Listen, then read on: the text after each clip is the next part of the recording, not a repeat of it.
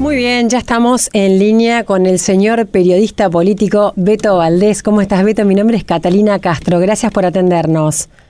Beto, ¿me escuchás? Sí. Hola, Beto Valdés, ¿cómo estás? Catalina Castro te habla. Gracias por atendernos. No, por favor. Bueno, Beto, hace un tiempo escuchamos una declaración de Beatriz Arlo que decía que la campaña esta venía bastante aburrida. Y en los últimos días, si hay algo que ha dejado de ser esta campaña, es aburrida en cuanto a la virulencia que ha levantado. ¿Cómo ves vos la situación de los distintos candidatos, sobre todo poniendo el foco en el Frente para la Victoria, que es donde están las armas y las municiones pesadas? Y en primer lugar, me parecían un poco exagerada esa visión de Beatriz Arlo, teniendo en cuenta que tuvimos un cronograma electoral anticipado y prácticamente el primer semestre del año se fue en campañas locales, pero obviamente de mucha intensidad, como fue Santa Fe, la ciudad de Buenos Aires, Córdoba, Mendoza, porque en muchos lugares incluso se debutó con primarias abiertas y después elecciones generales, con lo cual fue prácticamente un anticipo de esta cortita campaña hacia las primarias abiertas, simultáneas y obligatorias del domingo, y ni te cuento lo que se viene, porque evidentemente las PASO sirven como una aproximación, como una gran encuesta, pero lo de verdad, donde se juega por los puntos, donde va a ser muy friccionado y evidentemente mucho más intenso, y te diría hasta violento, va a ser a partir del lunes, mirando como fecha clave el domingo 25 de octubre, primera vuelta, elecciones generales por los puntos. Sí, totalmente, porque realmente estamos frente a las PASO y el nivel de agresiones es bastante elevado. ¿Por qué crees vos que Aníbal Fernández desata su ira contra Julián Domínguez luego del programa de Jorge Lanata? Y evidentemente, más allá del convencimiento que ha expresado Aníbal Fernández de ver algún tipo de guiño, de simpatía o hasta de autoría intelectual en la denuncia, ese es el convencimiento que hay en un sector muy importante del kirchnerismo duro. Dicen que así lo enfoca y así lo analiza la propia presidenta, que en la jornada de ayer, si bien no reapareció oficialmente, estuvo muy activa, mismo el domingo, y muy enojada con los sectores que se hicieron los distraídos, es decir, que no salieron a solidarizarse como ella pretendía con su jefe de gabinete. ¿Cuál es la interpretación de Cristina? Que el programa del domingo, donde al margen de la fuerte denuncia contra Fernández, recordemos que también la Nata anticipó y dio una cantidad de información respecto a los datos y a las pistas que se encontraron en los allanamientos en las oficinas en Río Gallegos de Máximo Kirchner, el allanamiento que fue ordenado por Claudio Bonadío cuando todavía manejaba la causa OTESUR y a cargo de la Policía Metropolitana. Es decir, para Cristina, esto se trata, ella une desde esa tendencia muy particular que siempre han tenido los Kirchner a aferrarse a las teorías conspirativas, analiza que 1 más 1 para ellas 2, entonces lo de OTESUR, sabemos que hay una obsesión muy fuerte respecto al futuro judicial de Máximo Kirchner, y lo de Aníbal Fernández es toda una gran movida contra ella, y por eso quienes no se han solidarizado con Aníbal Fernández son traidores. Eso es lo que se comentaba en ambientes cercanos al kirchnerismo más duro. Es más, en esos mismos ambientes, no se va a decir públicamente porque estamos a días de las elecciones, pero el mayor malestar no es contra Julián Domínguez ni contra Fernando Espinosa, que obviamente están enojados porque recordemos que ayer estuvieron bailando alegremente en el programa de Marcelo Tinelli en Canal 13, lo cual cayó muy mal. Pero el malestar más importante es contra el propio Daniel Scioli, Es decir, en el kirchnerismo, la presidenta, el propio Aníbal Fernández, referentes de la Cámpora, consideran que el gobernador de la provincia de Buenos Aires y candidato presidencial del Frente para la Victoria, en virtud de su muy buen vínculo con el Grupo Clarín, y que evidentemente se ha notado en estos últimos días con un gran blindaje político a su figura, como defenderlo a él y sí ser críticos con el gobierno, bueno, que ellos consideran que Scioli, mucho más que Domínguez, tiene que ver con el ataque a el jefe de gabinete Aníbal Fernández. ¿Y vos crees que esto en última instancia lo beneficia a Scioli? A ver, desde la especulación, porque nunca vamos a saber a ciencia cierta si esto es como piensa la presidenta, pero lo concreto es, en primera instancia, ¿cuál es la principal preocupación que tiene por estas horas Scioli? La situación económica, obviamente, por eso pretendía que Kicillof bajara un poco el perfil y vimos un discurso un poquito más moderado del ministro de Economía, y recordemos también candidato a primer diputado nacional del oficialismo en la ciudad de Buenos Aires. Pero el otro tema que le quita el sueño al gobernador bonaerense tiene que ver con la posibilidad de que Aníbal Fernández, de acuerdo a lo que marcan muchas encuestas, termine ganando la PASO el domingo y sea a partir de ese momento el candidato oficial o el candidato del Frente para la Victoria a la gobernación bonaerense. Esa es la gran preocupación, porque considera con justa argumentos, porque lo han medido, que le cuesta mucho retener los votos de Julián Domínguez, es decir, votos moderados, y esencialmente le pone un techo más bajo a las posibilidades de crecimiento que eventualmente tenga Scioli de las PASO a las elecciones presidenciales de octubre. Claro, vos decís por la imagen negativa que tiene Aníbal Fernández, ¿no? Exactamente. Es decir, si uno le pregunta en privado a Scioli, a los colaboradores de su equipo, es decir, aquellos que están en la estrategia electoral, ¿quién querés que gane el domingo? Pero van a decir, lo grito, por favor, Julián Domínguez, claro, porque evidentemente es un candidato moderado, que no le va a hacer sombra, ni tampoco es prácticamente un desconocido, claro, el presidente de la Cámara de Diputados, por eso ayer estuvo lo de Tinelli, para hacerse conocer un poquito más. Tanto Domínguez como Espinosa no tienen el nivel de conocimiento que tiene Aníbal, y además se da una particularidad, el domingo se vota para adentro, es decir, al ser una interna, Aníbal Fernández es más conocido, pero aparte tiene más adhesiones y mayor popularidad entre aquellos que votan al kirchnerismo que Julián Domínguez. Y me parece que mucho más después de lo que ocurrió con Lana, porque se está victimizando. Ahora el problema lo tiene cuando tenés que ir a buscar el voto moderado, el voto independiente, para poder ganar en primera vuelta o eventualmente en un balotaje. ¿Y vos crees también que esta interna en el Frente por la Victoria, esta pelea, es por el control de la droga, como dice Lelita Carrió? A ver, me parece que acá la pelea interna es fundamentalmente por poder real, es decir, en primera instancia, y de no ocurrir un hecho realmente muy drástico, de esos que modifican escenarios, te diría que el domingo se define casi en un 90% el sucesor de Daniel Scioli en la gobernación bonaerense.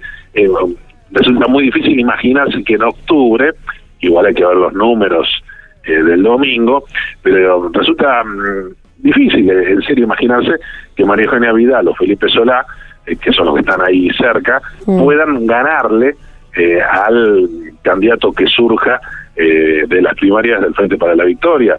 Es muy difícil que un candidato opositor se quede con la gobernación bonaerense. Lo marca la historia en general, ¿no? Salvo el caso de Alejandro Armendariz. Recordemos que de 1983 a ahora, siempre que se puso en juego el poder realmente importante del principal distrito del país, siempre se lo quedó el peronismo, incluso cuando Fernando de la Rúa ganó las elecciones presidenciales en 1999. Beto, buenas tardes. Mi nombre es Elisa Peirano.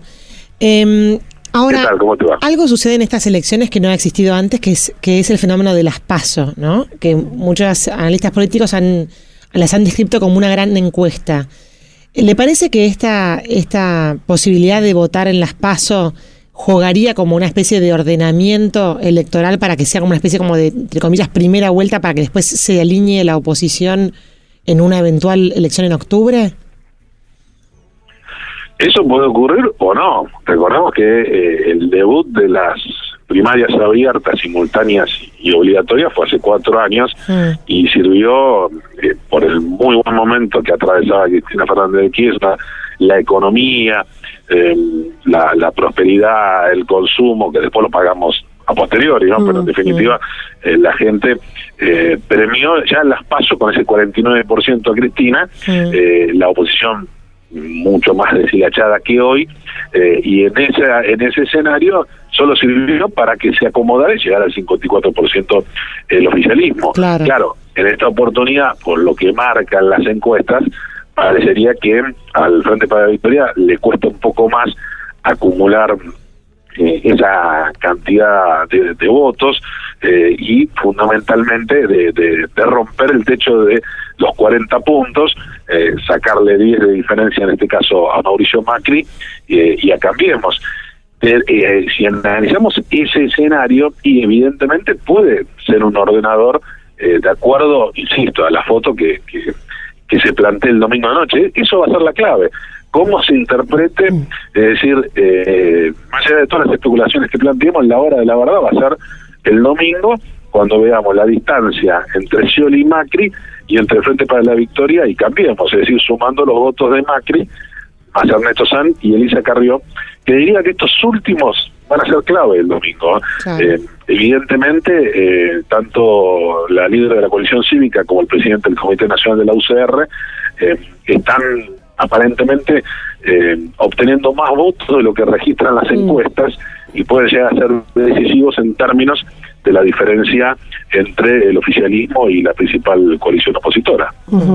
Beto, esta pregunta es por ahí un poco más filosófica en cuanto al sentido de las PASO, que son una oportunidad para que todos podamos votar el candidato que queremos de cada partido, pero da la sensación, o por lo menos dentro del Frente para la Victoria, que las PASO son una instancia de desgaste interno, de agresión, y que no se juegan o no se ponen sobre la mesa tantas ideas y propuestas. ¿Vos cómo lo ves?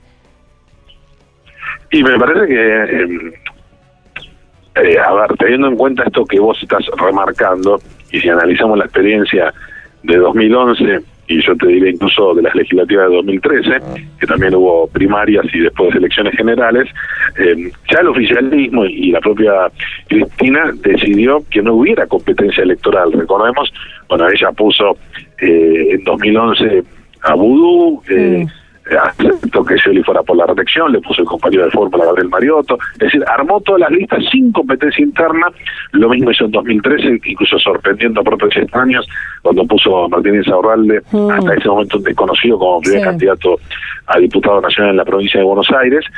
Y en esta oportunidad, el gran misterio, y que todavía nadie tiene una respuesta, ¿por qué razón no hay competencia prácticamente? Recordemos, se bajaron todos los candidatos presidenciales, se especulaba en algún momento con lo de Randazzo, recordemos lo que fue el epílogo y la salida de Randazzo, y en función de todo eso, es difícil comprender por qué razón permitió esta competencia entre, no tanto Julián Domínguez, que parece más una figura mucho más moderada, como decíamos antes, sino entre Aníbal Fernández y un grupo de intendentes del conurbano, con Fernando Espinosa a la cabeza, que sabemos lo que significa la matanza y su estilo.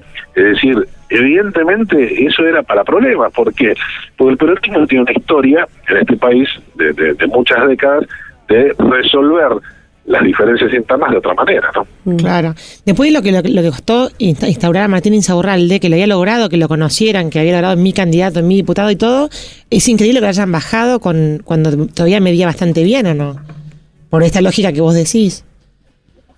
Y bueno, lo que pasa es que también la presidenta no confiaba en nada, es decir, se había decepcionado mucho. Digamos que, bueno, Cristina se ha caracterizado en los últimos tiempos por elegir muy mal. Sí.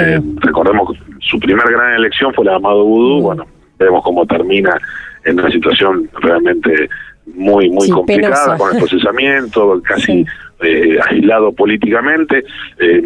Lo de Mariano Recalde con el fracaso en la elección en la ciudad de Buenos Aires. En definitiva, más allá de eso, hay como un reconocimiento implícito que se equivocó con Insaurralde y se le factura el coqueteo con Massa, que para quienes están en la Casa Rosada es realmente imperdonable. Sí. Y Beto, ¿por qué se estancó tanto Massa? ¿O no está tan estancado como parece? No, evidentemente hay algunos factores que influyeron en casi un fracaso de lo que era un proyecto electoral muy competitivo, basado en una coalición de intendentes, con base en la provincia de Buenos Aires, pero con posibilidad de crecer en el resto del país. El primer error que cometió el exintendente de Tigre tiene que ver con no haber comprendido que esos 7 millones de votos que obtuvo en 2013 en territorio bonaerense no eran el 100% de él. En todo caso, quizás pagó el mismo precio que Francisco de Narváez en algún momento. Recordemos, en 2009 y 2013, ¿qué fue lo que ocurrió? El oficialismo perdió el principal distrito del país con un voto útil, es decir, mucha gente votó de Narváez sin que le convenciera por completo para castigar a Néstor Kirchner en esa instancia. Y lo mismo ocurrió en 2013 y creo que con mucho más énfasis, porque se percibía, se respiraba que si el kirchnerismo ganaba esa elección, y fundamentalmente en la provincia de Buenos Aires, se venía una nueva reforma constitucional habilitando a la Cristina por la reelección eterna. Entonces me parece que eso es lo que estuvo en juego. Massa no lo comprendió, es decir, había mucho voto del macrismo, mucho voto de origen radical, y bueno, y en definitiva hay quienes sostienen que si uno mira la provincia de Buenos Aires, el domingo, si uno se toma el trabajo de ver cuántos votos obtiene Cambiemos, más los que tenga Massa, y te va a dar aproximadamente casi esos 7 millones que logró el jefe del Frente Renovador hace 2 años en la legislativa. Y Beto, ya terminando, ¿cómo ves al PRO? ¿Cómo ves su armado, su estrategia, sus alianzas? Me parece que en un debe y haber está ahí empatado, ¿no? Es decir, se han cometido muchísimos errores, esencialmente en términos quizás de subestimación de la construcción política tradicional, que a veces es inevitable cuando quieres acceder al poder, independientemente después lo que hagas en tu administración, pero bueno, lamentablemente en los países latinoamericanos y esencialmente en la Argentina se construye de otra manera, no quizás con la mirada tan particular y a veces extravagante de Jaime Durán Barba. También hubo una subestimación, me parece, entre las PASO de Santa Fe y las elecciones generales. Como Miguel Denzel le fue muy bien, me parece que no pusieron lo suficiente como para realmente asegurar, porque era solamente asegurando esa cantidad de votos y agregándole un poco más que se ganaba la elección. Ahí cometen el primer error, no haber previsto en la ciudad de Buenos Aires el balotaje. Es decir, hubo muchos errores. Y me parece que el saldo, es decir, como positivo en términos de construcción electoral, y qué paradójico, porque ahí se puede hablar de personas, es decir, todo esto que hacemos referencia, mucho tuvo que ver Jaime Durán Barba en lo que fueron fracasos.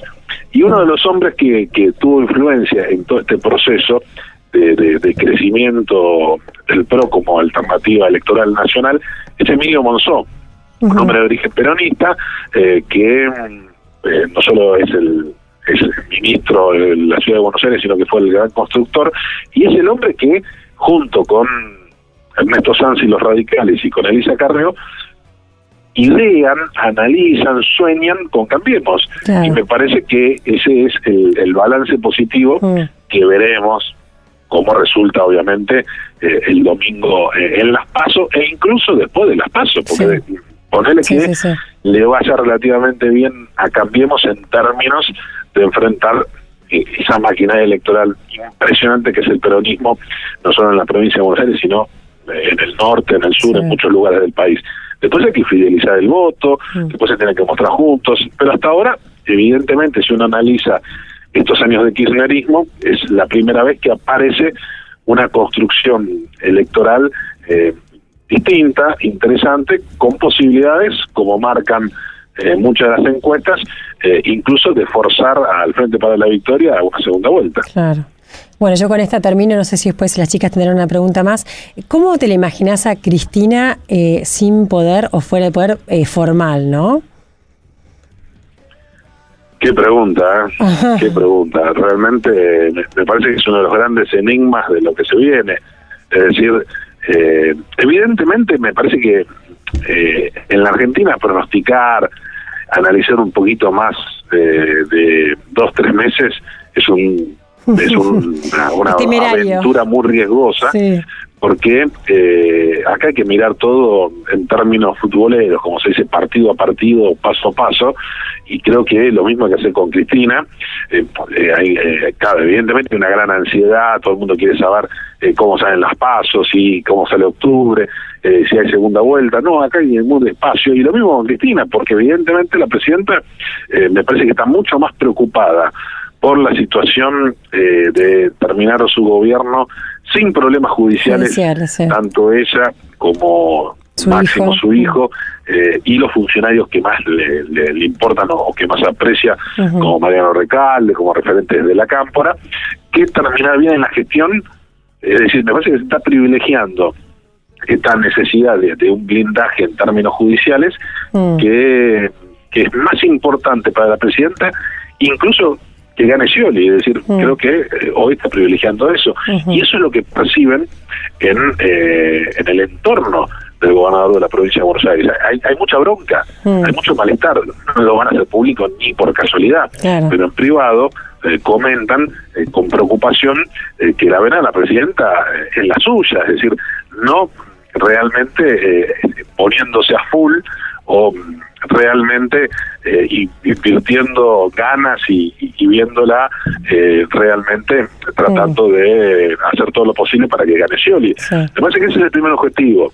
Eso, vamos analizando temas. ¿Qué pasa en la Cámara de Casación con el memorándum de entendimiento con Irán?